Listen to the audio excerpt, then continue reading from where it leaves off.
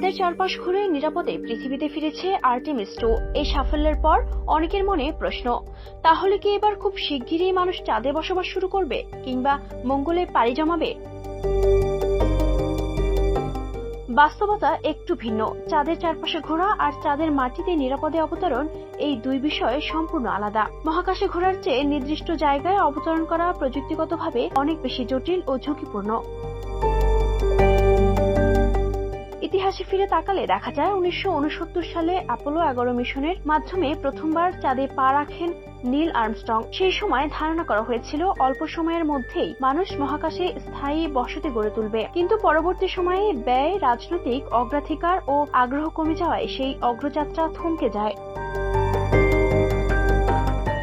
দীর্ঘ বিরতির পর নতুন করে চাঁদ অভিযানে ফিরেছে নাসা। তাদের লক্ষ্য এখন শুধু চাঁদে যাওয়া নয়, বরং সেখানে নিয়মিত যাতায়াত চালু করা এবং ভবিষ্যতে স্থায়ী ঘাঁটি তৈরি করা, বিশেষ করে চাঁদের দক্ষিণ মেরু অঞ্চলে যেখানে বরফের আকারে পানি থাকার সম্ভাবনা রয়েছে।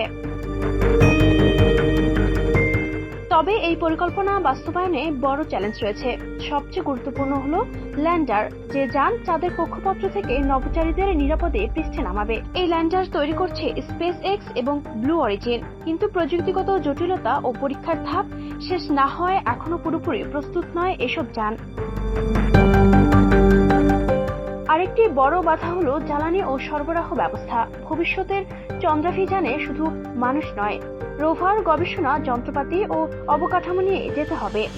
এজন্য বিশাল পরিমাণ জ্বালানি প্রয়োজন। বিজ্ঞানীরা কক্ষপথে জ্বালানি সংরক্ষণ বা মহাকাশে জ্বালানি ভরার পরিকল্পনা নিয়ে কাজ করছেন, যা এখনো পরীক্ষামূলক পর্যায়ে রয়েছে। এরই মধ্যে শুরু হয়েছে নতুন মহাকাশ প্রতিযোগিতা। চীনও চাঁদে মানুষ পাঠানোর পরিকল্পনা এগিয়ে নিচ্ছে এবং নিজস্ব মহাকাশ কর্মসূচিতে দ্রুত অগ্রগতি অর্জন করছে। ফলে কে আগে স্থায়ীভাবে চাঁদে পৌঁছাবে তা নিয়েও তৈরি হয়েছে বৈশ্বিক প্রতিদ্বন্দ্বিতা।